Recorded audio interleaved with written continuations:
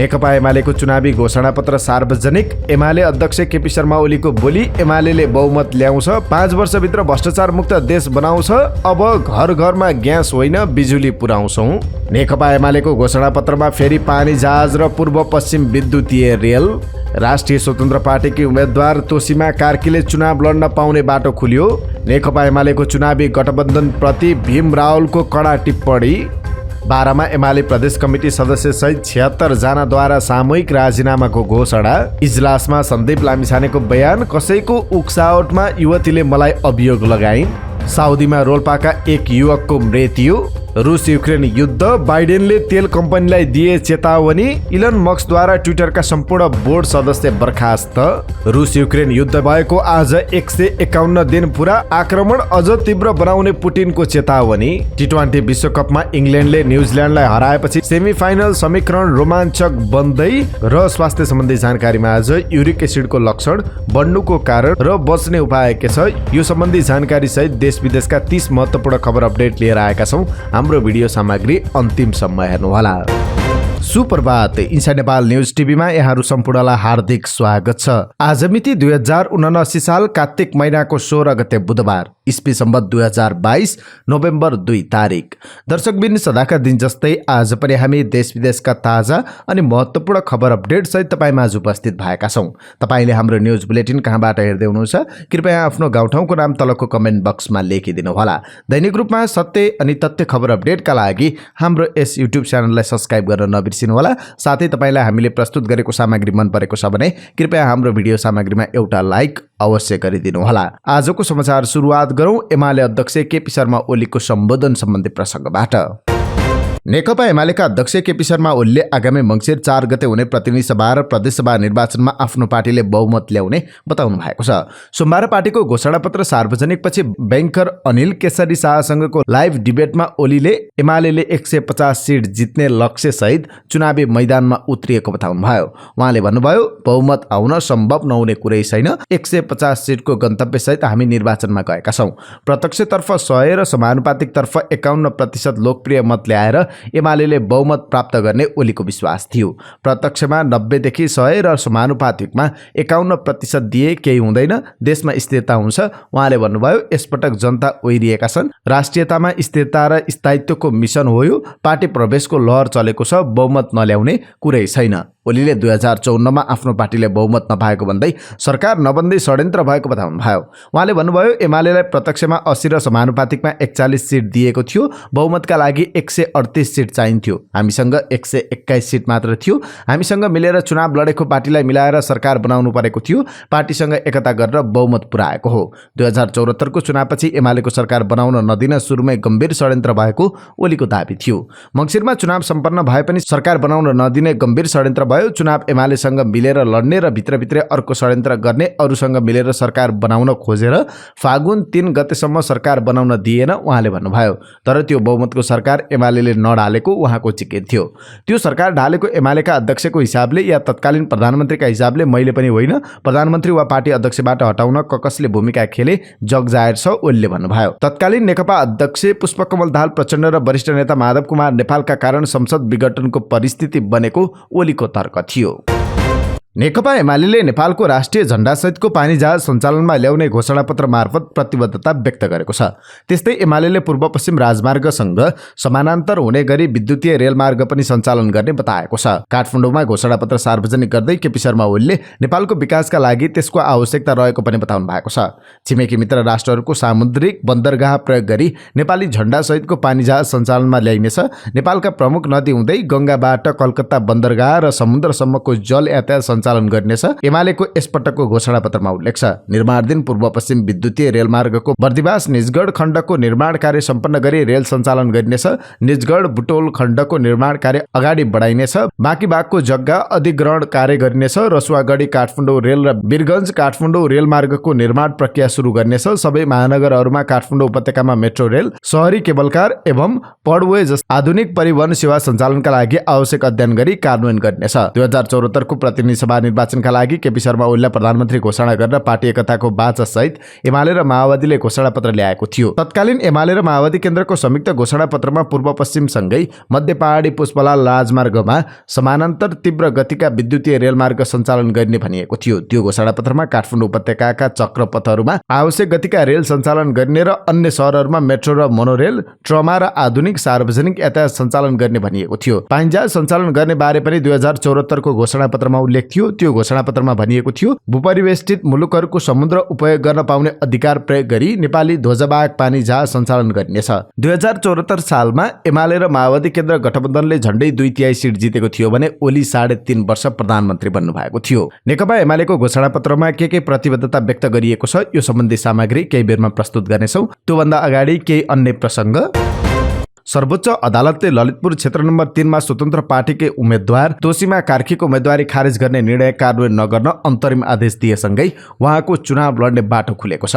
न्यायाधीश कुमार चुडालको इजलासले यस्तो आदेश दिएको प्रवक्ता विमल पौडेलले जानकारी दिनुभयो। प्रतिनिधि सभा निर्वाचनको उम्मेदवारी सन्दर्भबाट निवेदकलाई हुन सक्ने अपूरणीय क्षतिको स्थिति तथा सुविधाको सन्तुलन समेतको रोहबाट प्रस्तुत मुद्दाको अन्तिम टुङ्गो नलाएसम्म कार्कीले ललितपुर 3 को उम्मेदवारी अयोग्य हुने गरी आयोगले कार्तिक 12 मा गरेको निर्णय कार्यान्वयन नगराउनु सर्वोच्चको आदेशमा भनिएको छ। कार्कीले लिने भत्ता नियमित प्रकृतिको नभएको सर्वोच्चको आदेशमा उल्लेख छ। लाभको पदमा बहाल रहेको भन्न निजले मेडिकल काउन्सिलको सदस्य पद नियमित पारिश्रमिक पाउने पद भएको वा नियमित जिम्मेवारीको पद भन्ने देखिन आउँदैन आदेशमा भनिएको छ। कुनै काउन्सिल वा संगठित संस्थाको बैठकमा भाग लिँदा पाउने बैठक भत्ता वा भ्रमण भत्ता वा सवारी खर्च जस्ता आर्थिक लाभ नियमित प्रकृतिका नहुने अवस्थाको देखिन आउँछ सर्वोच्चले भनेको छ। सार्वजनिक पदमा बसेर लाभ लिइरहेका व्यक्तिले राजीनामा नदिई उम्मेदवारी दिएको भन्दै आयोगले कार्कीको उम्मेदवारी खारेज गरिदिएको थियो। नेपाल आयल निगमलाई भारतीय आयल कर्पोरेसन आइओसीले डिजलको मूल्य बढाएर पठाएको छ। आइओसीले पठाएको नयाँ मूल्य सूची अनुसार डिजल प्रति लिटर 6 रुपियाँ बढेर आएको छ भने पेट्रोल प्रति लिटर 60 पैसा बढेर आएको छ। नयाँ मूल्य सूची अनुसार नेपाल आयल निगमलाई डिजलमा प्रति लिटर 12 रुपियाँ नोक्सान हुने भएको छ। त्यस्तै पेट्रोल तथा हवाई इन्धनमा भएको नाफाका कारण हाल समग्रमा निगम नाफामै छ।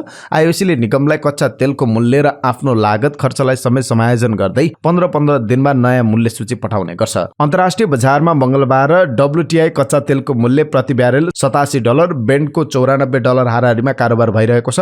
तेल उत्पादक तथा वितरकहरूको संगठन ओपेक प्लसले नोभेम्बर महिनादेखि उत्पादन कटौती गरेसँगै अन्तर्राष्ट्रिय बजारमा कच्चा तेलको मूल्य केही बढ्न सक्ने प्रक्षेपण गरिएको छ। नेकपा एमालेका नेता भीम रावलले पार्टीले चुनावका लागि गरेका साँठगाँठको औचित्य पार्टीको कुनै सिद्धान्त, नीति र गन्तव्यले पुष्टि नगर्ने बताउनु भएको छ। एमालेले आफ्नो घोषणापत्रमा राखेको नीतिविहीन, उद्देश्यविहीन र गन्तव्यविहीन गठबन्धन सत्ता स्वार्थको माध्यम मात्र हो भन्ने भनाइ उचित भएको भन्दै कमल थापा, राजेन्द्र लिङदेन, एकनाथ ढकाल र हृदेश त्रिपाठीसँग गरेको साँठगाँठमाथि प्रश्न उठाउनु भएको छ। एमालेले भर्खरै जारी गरेको घोषणापत्रमा नीतिविहीन, उद्देश्यविहीन र गन्तव्यविहीन गठबन्धन सत्ता स्वार्थको माध्यम मात्र हो भन्ने भनाइ उचित हो, राहुलले ट्विट गर्नुभएको छ। तर कमल, राजेन्द्र, उपेन्द्र, एकनाथ र हृदयसँग भएको साँठगाँठको औचित्य एमालेको कुनै सिद्धान्त, नीति र गन्तव्यले पुष्टि गर्दैनन्। निर्वाचन आयोगले आउँदो मङ्सिर 4 गते हुने प्रतिनिधि सभा र प्रदेशसभा सदस्यको निर्वाचनमा राजनीतिक दलका लागि खर्च सीमा 5 करोड 50 लाख रुपियाँ निर्धारण गरेको छ। दलहरूले समानुपातिक तर्फको बन्द सूचीको आधारमा आयोगले खर्च सीमा निर्धारण गरेको हो। कुनै एक दलले प्रतिनिधि सभाको समानुपातिक तर्फ एउटा उम्मेद्वार बराबर 2 लाख र प्रदेश समानुपातिक तर्फ 1,50,000 रुपियाँ खर्च गर्न पाउनेछ। यसअनुसार प्रतिनिधि सभातर्फ 110 जना समानुपातिक उम्मेद्वारको सूची बुझाउने दलहरूले 2 करोड 20 लाख रुपियाँ खर्च गर्न पाउनेछन्। हिमालयन एयरलाइन्सले भैरवाबाट मलेसियाको क्वालालम्पुर चार्टर उडान थाल्ने भएको छ। कम्पनीले काठमाडौँ क्वालालम्पुर, भैरवा र भैरवा क्वालालम्पुर काठमाडौँ रुटमा चार्टर उडान थाल्ने भएको छ। चिनिया र यति एयरलाइन्सको लगानी भएको हिमालयन एयरलाइन्सले बिहिबारदेखि भैरवाबाट मलेसिया उडान गर्ने भएको हो। नेपाल नागरिक उड्डयन प्राधिकरणले मंगलबार 8वटा चार्टर उडानको अनुमति मागेको थियो। हिमालयनले नियमित उडानमा जानुअघि भैरवाबाट चार्टर उडानका लागि मंगलबार अनुमति मागेको थियो। प्राधिकरणका सहायक प्रवक्ता ज्ञानेन्द्र भुलले भन्नुभयो, उसलाई मंगलबारबाट नै प्राधिकरणले अनुमति दिएको छ। निर्वाचन आयोगले आगामी मङ्सिर 4 गते हुने प्रतिनिधि सभा र प्रदेश सभा सदस्य निर्वाचनका लागि जारी निर्वाचन आचार संहिता उल्लङ्घन विरुद्ध परेको उजुरीका आधारमा हिजो एकै दिनमा 9 वटा स्पष्टीकरण सोधेको छ। आयोगले लाभको पदमा रहेका निर्वाचनका उम्मेद्वार, स्थानीय जनप्रतिनिधि, शिक्षक तथा सरकारी कर्मचारी समेतलाई 24 घण्टाभित्र स्पष्टीकरण दिन बेग्ला बेग्लै पत्र पठाएको छ। निर्वाचन आयुक्त रामप्रसाद भण्डारीले आचार संहिताको पालना गर्न सबैमा आग्रह गर्दै उल्लङ्घनका उजुरी र सूचना प्राप्त भएमा अनुसन्धान र कारबाही प्रारम्भ हुने बताउनुभयो। अब प्रतिनिधि सभा र प्रदेश सभा निर्वाचनका लागि एमाले सार्वजनिक गरेको घोषणापत्र सम्बन्धी प्रसङ्ग संक्षिप्त रूपमा एमाले 396 स्थानीय तहमा 2 वर्षभित्र अस्पताल बनाउने घोषणा गरेको छ। त्यस्तै आर्थिक वृद्धिका आधारमा सामाजिक सुरक्षा भत्ता बढाउने एमालेको संकल्प रहेको छ। नेकपा एमाले आर्थिक वृद्धिका आधारमा मात्रै सबै प्रकारका सामाजिक सुरक्षा भत्ताहरू बढाउने घोषणा गरेको छ। 2074 सालको निर्वाचनमा एमाले मासिक 5000 वृद्ध भत्ता पुर्याउने घोषणा गरेको थियो, तर अहिले मासिक 4000 रुपियाँ भत्ता दिने गरिएको छ। यसपटक एमाले रकमको सीमा तोकेर वृद्ध भत्ता दिने आश्वासन दिएको छैन। त्यस्तै आर्थिक तथा वित्तीय अपराधलाई सरकारले प्रोत्साहन गरेको एमाले आरोप लगाएको छ। एमाले निजगढ विमानस्थलदेखि सबै पालिकामा हेलिप्याड निर्माण गर्ने प्रतिबद्धता व्यक्त गरेको छ। नेकपा एमाले हेटौडा काठमाडौँ रोपवे पुनः सञ्चालनमा ल्याउने घोषणा गरेको छ। आगामी 4 मङ्सिरमा हुने निर्वाचनका लागि घोषणापत्र सार्वजनिक गर्दै एमाले बन्द रहेको हेटौडा काठमाडौँ रोपवे पुनः सञ्चालन गर्ने भनेको हो। माल सामान ढुवानीमा प्रयोग गर्ने समेत बताएको छ। त्यस्तै देशका अन्य स्थानमा समेत सम्भाव्यता अध्ययन गरी माल सामान ढुवानी गर्न रोपवे बनाउने एमालेको घोषणा रहेको छ। त्यस्तै एमाले आगामी 5 वर्षभित्र रसुवागढी काठमाडौँ र वीरगञ्ज काठमाडौँ रेलमार्गको निर्माण थाल्ने घोषणा गरेको छ। यसअघि अघिल्लो निर्वाचनमा एमाले यी पूर्वाधार बनाउने घोषणा गरेको थियो। बर्दिवास निजगढ रेलमार्गको निर्माण सम्पन्न गरी रेल नै सञ्चालनमा ल्याउने बताएको छ। त्यस्तै एमाले घोषणापत्रमा लेखेको छ, नेपालभित्रको जुनसुकै भौगोलिक क्षेत्रमा बसोबास गर्ने नेपालीलाई राज्यले उपलब्ध गराउने नागरिकता, राष्ट्रिय परिचय पत्र, सवारी साधन दर्ता र सवारी चालक अनुमति पत्र, घर जग्गा लगायतका सम्पत्तिको खरिद बिक्री कर, विद्युत, खानेपानी लगायतका सरकारी शुल्क तथा कर बुझाउने, स्वास्थ्य तथा कृषि प्राविधिक लगायतका सेवाहरू अनलाइन प्रणालीबाट उपलब्ध गराउने प्रतिबद्धता व्यक्त गरेको छ। त्यस्तै एमाले प्रदेश तथा स्थानीय तहलाई राज्यले प्रवाह गर्ने सेवा सुविधाहरू घर दैलोमा नै पुर्याउन वित्तीय, प्रशासनिक तथा संगठनात्मक रूपमा सक्षम बनाइने घोषणा गरेको छ। साथै एमाले 50 युनिटसम्म बिजुली र 10,000 लिटरसम्म पानी निशुल्क दिने घोषणा गरेको छ। त्यस्तै समुद्रमा राष्ट्रिय झण्डा सहितको पानी जहाज चलाउने एमाले घोषणा गरेको छ। नेकपा एमाले आफ्नो चुनावी घोषणापत्रमा झण्डा सहितको पानी जहाज चलाउने घोषणा पुनः दोहोऱ्याएको छ। अघिल्लो निर्वाचनमा समेत यो योजनालाई प्राथमिकता दिएको थियो। यसपटक पनि एमाले छिमेकी मित्र राष्ट्रहरूको सामुद्रिक बन्दरगाह प्रयोग गरी नेपाली झण्डा सहितको पानी जहाज सञ्चालनमा ल्याउने घोषणा गरेको छ। नेपालका प्रमुख नदी हुँदै गङ्गाबाट कलकत्ता बन्दरगाह र समुद्रसम्मको जल यातायात सञ्चालन गर्ने समेत एमालेको घोषणा रहेको छ। त्यस्तै एमालेका अध्यक्ष केपी शर्मा ओलीले प्रतिनिधि सभा विघटन बाध्यात्मक भएको स्पष्टीकरण दिनुभएको छ। मंगलबार सार्वजनिक नेकपा एमालेको घोषणापत्रमा उहाँले जनादेश विपरीत प्रधानमन्त्रीलाई 5 वर्ष कार्यकाल पूरा गर्न नदिने र आफूलाई सडकबाटै कारबाही गर्ने अराजक काम भएपछि बाध्यात्मक अवस्थामा प्रतिनिधि सभा विघटन गरेको स्पष्टीकरण दिनुभएको छ। त्यस्तै एमालेको घोषणापत्रमा साथै प्रदेशमा फिल्म सिटी निर्माण गर्ने प्रतिबद्धता व्यक्त गरेको छ। त्यस्तै 5 वर्षमा 100 अर्बको अर्थतन्त्र बनाउने एमालेको घोषणा रहेको छ। शिक्षामा एमालेको घोषणा 2 वर्षभित्र 7% भर्ना र शिक्षकलाई सम्मानजनक तलबको व्यवस्था गर्ने घोषणा गरेको छ। त्यस्तै अन्तरिक्षमा नेपालकै सेटेलाइट स्थापना गर्ने एमालेको घोषणा रहेको छ। नेकपा एमाले अन्तरिक्षमा नेपालको आफ्नै सेटेलाइट स्थापना गर्ने घोषणा गरेको छ। प्रतिनिधि सभा तथा प्रदेश सभा निर्वाचनका लागि एमाले जारी गरेको घोषणापत्रमा एमाले लामो समयदेखि अल्पत्र परेको नेपालको अर्बिटल स्लटलाई नेपालकै स्वामित्वमा आफ्नै नेतृत्वको सरकारले ल्याएको बताएको छ। उक्त अर्बिटल स्टल उपयोग गरी अन्तरिक्षमा आफ्नै सेटेलाइट स्थापना गर्ने एमाले बताएको छ। ब्यान्डविड्थको भुक्तानीका लागि विदेशीले गरेको ठूलो रकम बाहिरिनबाट रोकिनेछ एमाले भनेको छ। त्यस्तै नेकपा एमाले महिनावारी हुने उमेर समूहका देशभरिका महिलाहरूलाई गुणस्तरीय सेनिटरी प्याड वा अन्य वैकल्पिक साधन खरिदका लागि वार्षिक रूपमा 1500 रुपियाँ उपलब्ध गराउने घोषणा गरेको छ। आगामी 4 मङ्सिरमा हुने प्रतिनिधि सभा तथा प्रदेश सभा सदस्य निर्वाचनका लागि सार्वजनिक गरिएको घोषणापत्रको ग्यारेन्टी नम्बर 17 मा स्वस्थ महिनावारी सुरक्षित मातृत्वको नीति कार्यान्वयन गर्ने उल्लेख गरेको छ। त्यसैगरी एमाले प्रस्तुति हुने 100% महिलाको गर्भ अवस्थाको नियमित स्वास्थ्य जाँच तथा दक्ष स्वास्थ्य कर्मीहरूको सहयोगमा स्वास्थ्य संस्थाबाट नियमित प्रस्तुति सेवा सुनिश्चित गर्ने घोषणापत्रमा उल्लेख गरेको छ।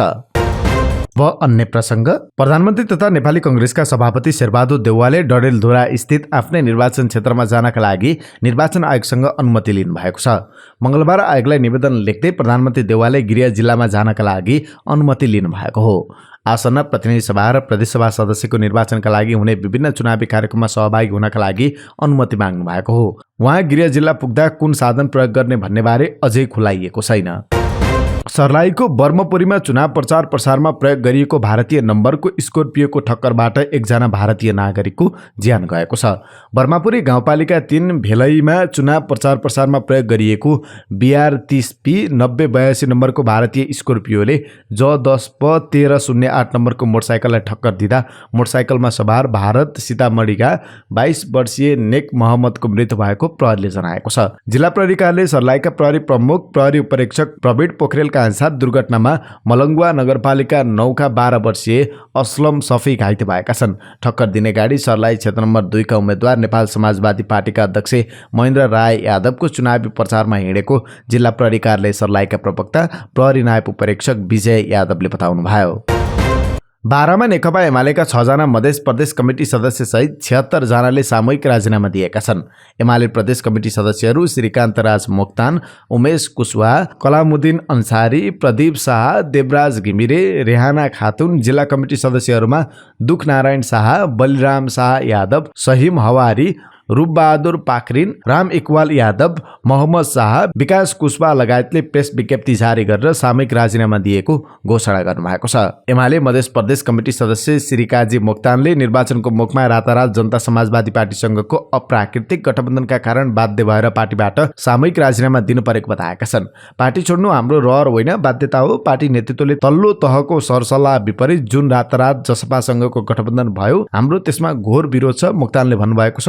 हिजो मधेस आन्दोलन गतिविधिमा संलग्न पार्टी 5 वर्ष मधेस प्रदेश सरकार भ्रष्ट भयो भनेर हामीले जुन दलको विरोध गर्यौं, आज तिनै दलसँग नैतिकताका आधारमा सँगै बस्न हामी सक्दैनौं। त्यसैले नैतिक रूपमा पार्टीबाट सामूहिक राजीनामा दिएका छौं।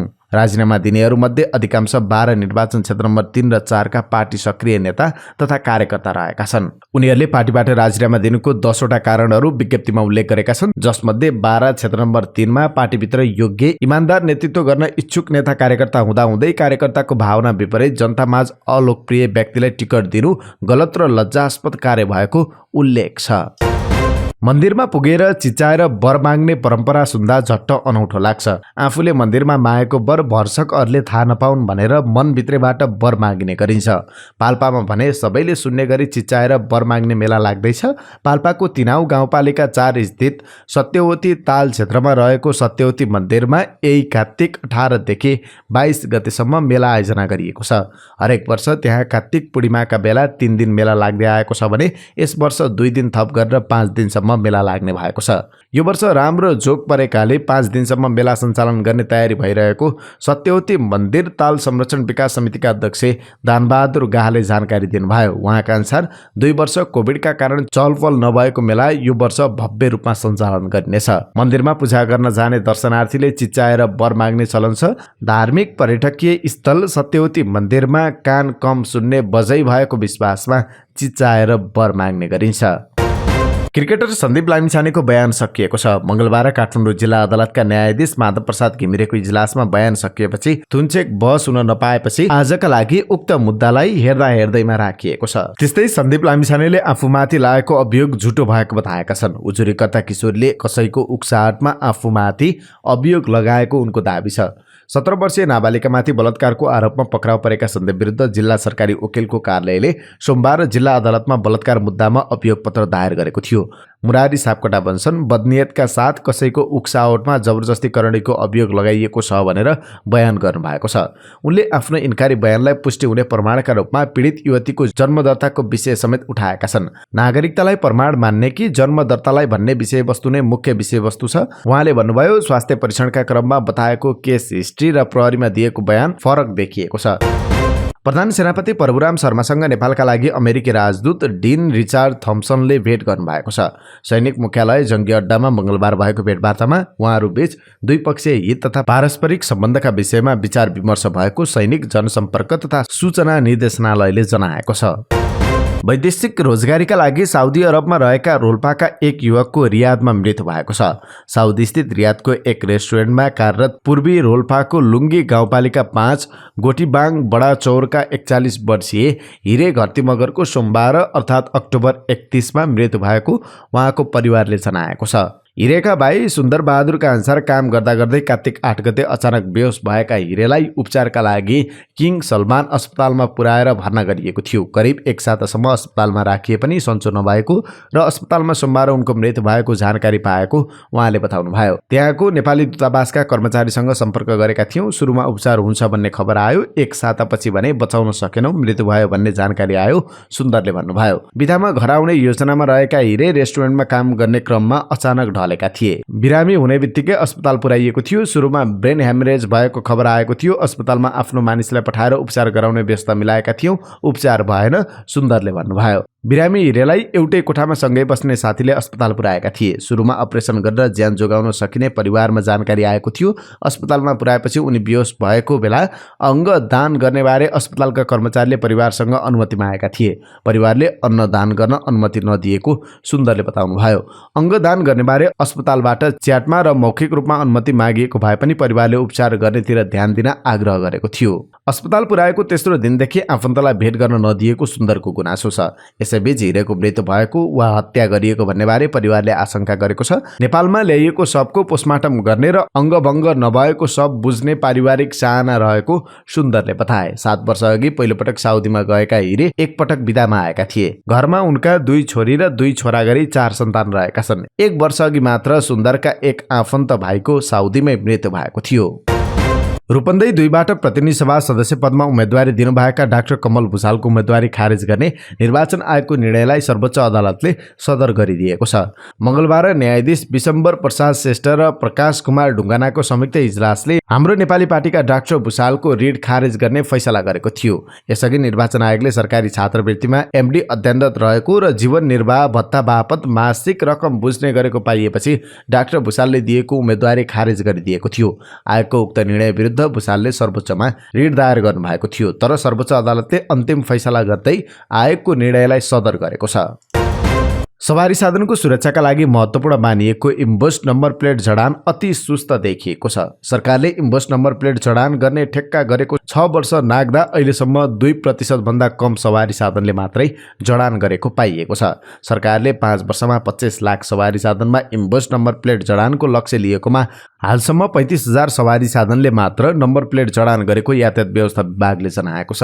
विभागले अहिले नागरिकलाई नम्बर प्लेट जडानका लागि अनुरोध मात्रै गरिरहेको विभागका प्रवक्ता ईश्वरी दत्त पनेरले बताउनुभयो। उहाँले भन्नुभयो, विभाग कानुन कार्यान्वयन गराउने निकाय भएकाले सेवाग्राहीलाई त्यसको कार्यान्वयन गर्न अनुरोध गरिरहेको छ। कानुन बनेपछि मान्नुपर्ने सबैको कर्तव्य भएकाले इम्बोस सबैले जोड्नुपर्ने प्रवक्ता पनेरले बताउनुभयो। मंगलबार शेयर बजारमा परिसूचकसँगै कारोबार रकम उच्च दरले बढेको छ। नेप्से परिसूचक 56 अङ्कले बढेर 1930 अङ्कमा कायम भएको छ। यस दिन कुल 181 कम्पनीको मूल्य बढ्दा 3 को घट्यो भने 2 को स्थिर रह्यो। कुल 1 अर्ब 29 करोड रुपियाँको कारोबार भएको छ। सोमबार 69 करोड रुपियाँको मात्रै कारोबार भएको थियो। सबै उपसूचक बढेका छन्। विकास बैंक 131, फाइनान्स 81, होटल तथा पर्यटन 54, जलविद्युत 83, लगानी 2, जीवन बीमा 173, उत्पादन 161, माइक्रो फाइनान्स 91, निर्जीवन बीमा 182, अन्य 70 र व्यापार उपसमूह 81 अङ्कले बढेका छन्। न्यान्दी हाइड्रो पावरको मूल्य 10 तथा युनिभर्सल पावरको 9% ले बढ्यो। कारोबार रकमका आधारमा एनआइसी एसिया बैंक, नबिल बैंक, शिवम सिमेन्ट, रिडी पावर र एभरेस्ट बैंक क्रमशः अगाडि रहे। रूपन्देहीको रोहिडी गाउँपालिकाको धगधईमा मंगलबारदेखि बृहत खुल्ला कुस्ती प्रतियोगिता सुरु भएको छ। रोहिडी गाउँपालिकाको आयोजनामा राम नरेश यादव आदर्श नमुना माविको प्राङ्गणमा सुरु भएको प्रतियोगितामा नेपाल र भारतका 2 दर्जन बढी खेलाडीको सहभागिता रहेको छ। प्रतियोगिताको उद्घाटन गर्दै गाउँपालिका अध्यक्ष विद्या प्रसाद यादवले लोप हुन लागेको कुस्ती खेलको संरक्षणका लागि प्रतियोगिता आयोजना गरिएको बताउनुभयो। उहाँले खेलको क्षेत्रको विकासलाई गाउँपालिकाले प्राथमिकतामा राखेको बताउनुभयो। प्रतियोगितामा प्रथम हुनेलाई 1,01,111, द्वितीय हुनेलाई 50,555, तृतीय हुनेलाई 25,225 र सान्तवनालाई 15,125 रुपियाँ प्रदान गर्नेछ। अब के अन्तर्राष्ट्रिय प्रसङ्ग। अमेरिकी राष्ट्रपति जो बाइडेनले तेल कम्पनीहरूले युक्रेन र रुस युद्धको फाइदा उठाएको आरोप लगाउनु भएको छ। यससँगै उहाँले तेल कम्पनीहरूले तेलको मूल्य नघटाउने हो भने उनीहरूमाथि करको दबाव बढाउन सक्ने बताउनु भएको छ। केही दिन अगाडि मात्र दुई कम्पनी एक्सन मोबिया र शेरवानले केही दिन अगाडि आफ्नो कमाईको नतिजा सार्वजनिक गरेका थिए। ती नतिजामा कम्पनीलाई रुस युक्रेन युद्धको समयमा बम्पर कमाई भएको जानकारी सार्वजनिक भएको छ। युक्रेनमा युद्ध सुरु भएदेखि नै विश्वभरि तेलको मूल्यदेखि प्राकृतिक ग्यासको मूल्यमा पनि भारी वृद्धि भएको देखिएको छ। बाइडेनले ती कम्पनीलाई युद्धका कारण भारी फाइदा भएको बताउनु भएको छ। यससँगै बाइडेनले ती कम्पनीहरूले युद्धको फाइदा उठाउन छाडेर अमेरिकी जनतालाई राहत दिने समय आएको बताउनु भएको छ। इलन मस्कले ट्विटरको बोर्ड अफ डाइरेक्टरलाई बर्खास्त गरेका छन्। यो सँगै अब मस्क उक्त सामाजिक सञ्जालका एकल निर्देशक भएको कम्पनी फाइलिङले देखाएको छ। सोमबार अमेरिकी सेक्युरिटिज एन्ड एक्सचेन्ज कमिसनमा पेश गरिएका दस्तावेज अनुसार गत हप्ता कम्पनीको अधिग्रहणलाई अन्तिम रूप दिएपछि मस्क ट्विटरको एकल निर्देशक बनेका हुन्। बिहिबार उनको कार्यकाल नै प्रमुख कार्यकारी पराग अग्रवाल र प्रमुख वित्तीय अधिकारी नेड सेगलहरूलाई बर्खास्त गरेर सुरु गरेका थिए। एउटा छुट्टै आइसिसी फाइलिङले साउदी राजकुमार अल वादिन बिन तलाल ट्विटरको दोस्रो ठूलो शेयर होल्डर बनेको देखिएको छ। प्रभावशाली सामाजिक सञ्जाललाई मस्कको अधिग्रहणले वाक स्वतन्त्रता र कमजोर समूहलाई अनलाइन गालीगलौजबाट हुने जोखिमबाट जोगाउने कार्यमा सन्तुलनको बारेमा गहन बहस सुरु गरेको छ। ब्राजिलका बहालवाला राष्ट्रपति जायर बोल्सोनारोले राष्ट्रिय निर्वाचनको परिणाम स्वीकार नगर्दा अन्यल र अराजकता बढेको छ। राष्ट्रपति निर्वाचनको अन्तिम चरणको सोमबार आएको मत परिणाममा बोल्सोनारो वामपन्थी नेता लुला डी सिल्भासँग जिनोमतले पराजित भएका थिए। तर बोल्सोनारोले अझैसम्म पराजय स्वीकार गरेका छैनन् भने उनका समर्थकले ब्राजिलका विभिन्न राज्यहरूमा सडक प्रदर्शन गर्ने र ठाउँ ठाउँमा अराजकता मच्चाउने गरिरहेका छन्। बोल्सोनारोले परिणाम स्वीकार गर्छन् वा गर्दैनन् अथवा उनले निर्वाचनको मत परिणामको बारेमा कहिले मुख खोल्छन् भन्ने प्रतीक्षामा ब्राजिलका जनता रहेका छन्। यसअघि दुई पटक राष्ट्रपति भइसक्नुभएका लुलाले 50.8% मत प्राप्त गर्दा पूर्व सैनिक अधिकृत समेत रहेका बहालवाला राष्ट्रपति बोल्सोनारोले 49.2% मत प्राप्त गरेका थिए। रुस र युक्रेन बीच युद्ध भएको आज 151 दिन भएको छ। तर अहिलेसम्म युद्ध विरामका लागि समेत पहल हुन सकेको छैन। युक्रेनले क्राइमिया स्थित कृष्ण सागरमा ड्रोन आक्रमण गरेपछि रुसी राष्ट्रपति भ्लादिमिर पुटिनले यसको जवाब स्वरूप युक्रेनको खार्किभ क्षेत्रमा ऊर्जा केन्द्र लगायतका क्षेत्रमा व्यापक हमला गर्दै आएका छन्, जसका कारण लाखौं युक्रेनी नागरिकहरू अँध्यारोमा बस्न बाध्य भएका छन्। युक्रेनले रुसी सेनाका लागि खाद्यान्न निर्यात गर्ने बाटोमा ड्रोन आक्रमण गरेको र त्यसबाट रुसी सैनिकलाई खाद्यान्न आपूर्ति गर्न बाटो समेत रोकिएको दाबी रुसले गरेको छ। राष्ट्रपति पुटिनले आगामी दिनमा युक्रेनमाथिको आक्रमण थप तीव्र पार्ने चेतावनी दिँदै यसको परिणाम राम्रो नहुने बताएका छन्। युक्रेनले भने रुसी सेनाका लागि खाद्यान्न आपूर्ति गर्ने बाटोमा आक्रमण नगरेको दाबी गरेको छ।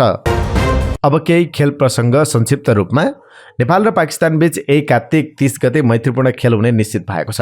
अखिल नेपाल फुटबल संघ एन्फाले मंगलबार दिएको जानकारी अनुसार खेल काठमाडौँ स्थित दशरथ रङ्गशालामा हुनेछ। पाकिस्तानले 2 मैत्रीपूर्ण खेलका लागि एन्फालाई प्रस्ताव गरेको थियो, तर एन्फाले निर्वाचनका कारण 1 खेल मात्र खेल्न सक्ने जवाब पाकिस्तानलाई पठाएपछि 1 खेल मात्र हुने भएको हो। आन्तरिक विवादका कारण पाकिस्तान फुटबल फेडरेसनलाई विश्व फुटबल महासंघले लामो समयदेखि निलम्बन गरेको थियो।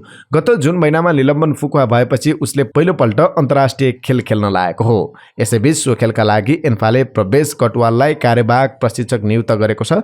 कटुवालले मचिन्द्र फुटबल क्लबलाई लगातार 2 पटक ए डिभिजन लिगको उपाधि जिताउनु भएको थियो। आइसिसी टी20 विश्वकप क्रिकेटमा मंगलबार इंग्ल्यान्डले न्युजिल्यान्डलाई 20 रनले पराजित गरेको छ। सुपर 12 को समूह बी मा न्युजिल्यान्डको यो पहिलो हार हो भने इंग्ल्यान्डको दोस्रो जित हो। इंग्ल्यान्डले न्युजिल्यान्डलाई पराजित गरेपछि समूह ए बाट सेमिफाइनल होड रोमाञ्चक बनेको छ। 4 खेल खेल्दा न्युजिल्यान्ड सहित इंग्ल्यान्ड र अस्ट्रेलियाको समान 7 अङ्क छ। पहिलो हारपछि पनि राम्रो रन रेटका कारण न्युजिल्यान्ड शीर्ष स्थानमै रहेको छ भने इंग्ल्यान्ड दोस्रो स्थानमा उक्लेको छ। अस्ट्रेलिया तेस्रो स्थानमा झरेको छ। श्रीलङ्काको 4 अङ्क रहेको छ। न्युजिल्यान्ड पराजित भएपछि अब दक्षिण अफ्रिका मात्र एक्लो अपराजित टिमको रूपमा रहेको छ। अब अन्तिम खेलमा न्युजिल्यान्डले आयरल्यान्डसँग, अस्ट्रेलियाले अफगानिस्तान र इंग्ल्यान्डले श्रीलङ्कासँग खेल्न बाँकी छ। त्यसपछि मात्रै सेमिफाइनल पुग्ने 2 टिमको टुङ्गो लाग्नेछ। ब्रेसबनमा भएको खेलमा इङ्ल्यान्डले दिएको 180 रनको लक्ष्य पछाएको न्युजिल्यान्डले 6 विकेट गुमाएर 159 रन मात्र बनाउन सक्यो। न्युजिल्यान्डका लागि ग्लेन फिलिप्सले 63 बल खेल्दै 4 चौका र 3 छक्काको मद्दतमा सर्वाधिक 62 रन बनाए। यसअघि टस जितेर पहिले ब्याटिङ गरेको इङ्ल्यान्डले 6 विकेट गुमाएर 179 रन बनाएको थियो। इङ्ल्यान्डका लागि कप्तान जस बटलरले 47 बल खेल्दै 7 चौका र 2 छक्काको मद्दतमा सर्वाधिक 72 रन बनाएका थिए। प्रधानमन्त्री कप राष्ट्रिय एक दिवसीय क्रिकेटमा बागमती प्रदेशले प्रदेश नम्बर 1 सँग 69 रनको हार बेहोरेको छ। सोमबार बिहीबार रहेको बागमतीको यो लगातार दोस्रो हार हो भने प्रदेश नम्बर 1 को पहिलो जित रहेको छ। 305 रनको लक्ष्य पछाएको बागमती 45.5 ओभरमा 235 रनमै समेटियो। बागमतीका लागि नन्दन यादवले 47 बलमा 3 चौका र 3 छक्का सहित सर्वाधिक 43 रन बनाएका थिए। यसअघि त्रिवी मैदानमा टस जितेर ब्याटिङ रोजेको प्रदेश नम्बर 1 ले ओपनर अंकित सुवेदीको शतकको सहयोगमा 9 विकेट गुमाएर 304 रनको योगफल खडा गरेको थियो। अंकितले 134 बलमा 110 रन बनाएका थिए। अब आजका लागि स्वास्थ्य सम्बन्धी जानकारीमा आज हामीले युरिक एसिडको लक्षण, बढ्नुको कारण र बच्ने उपाय के छन् यो सम्बन्धी जानकारी लिएर आएका छौं। हाल युरिक एसिडको पीडाबाट धेरै मानिसहरू गुज्रिरहेका छन्। यो पीडा अहिले साझा पीडा बनिसकेको छ। कसरी हुन्छ त युरिक एसिड? शरीरमा प्रोटिनको मेटाबोलिजम भएर निस्किने तत्त्वलाई युरिक एसिड भनिन्छ।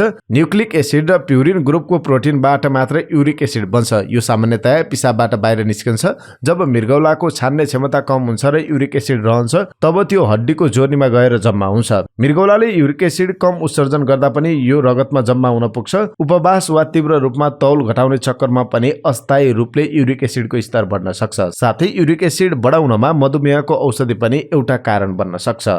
युरिक एसिडको लक्षण। सुरुमा युरिक एसिड बढ्नुको कुनै लक्षण देखिँदैन। कयौं मानिसलाई त यसको लक्षण र यसलाई पहिचान गर्ने तरिका पनि थाहा हुँदैन।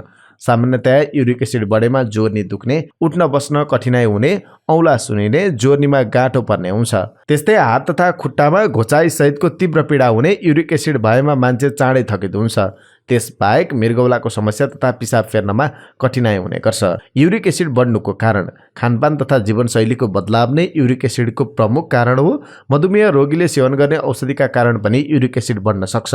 रातो मासु, सीफुड, राजमा, मसरुम, टमाटर, बन्दा, मटर, पनिर, भिन्डी, चामल लगायतका कारण पनि शरीरमा युरिक एसिड बढ्ने गर्छ।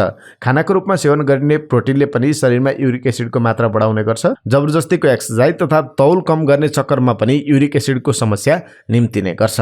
अब कसरी नियन्त्रण गर्ने त? पर्याप्त पानी वा झोलयुक्त खानेकुरा सेवन गर्ने जसले बढीभन्दा बढी युरिक एसिड पिसाबको माध्यमबाट बाहिर निस्किन्छ। खानामा सतर्कता अपनाउनुपर्छ। खास गरी प्रोटिनयुक्त खानेकुरा सेवन गर्नु हुँदैन। रातो मासु, कलेजो, रक्सी, गेडागुडी जस्ता खानेकुराले युरिक एसिडको जोखिम बढाउँछ। हरेक दिन खाने भोजनमा कम्तीमा 5 ग्राम भिटामिन सी जरुर लिनुपर्छ। नियमित व्यायाम गर्नुपर्छ। स्वस्थ खानपान र जीवनशैली अपनाउनुपर्छ। यिनै समाचार सामग्री सहित हामी समाचारको अन्त्यमा आइपुगेका छौं। प्रस्तुत गरेको समाचार सामग्रीमा तपाईको केही टिका टिप्पणी भए तलको कमेन्ट बक्समा लेखिदिनु होला। साथै तपाईलाई हामीले प्रस्तुत गरेको सामग्री मन परेको छ भने कृपया हाम्रो भिडियो सामग्रीमा एउटा लाइक अवश्य गरिदिनु होला। दिनभरको न्यूज अपडेट बेलुकी 5 बजे हाम्रो यस युट्युब च्यानलमा हेर्न सक्नुहुन्छ। तपाईको बाँकी पल सुखद रहोस्।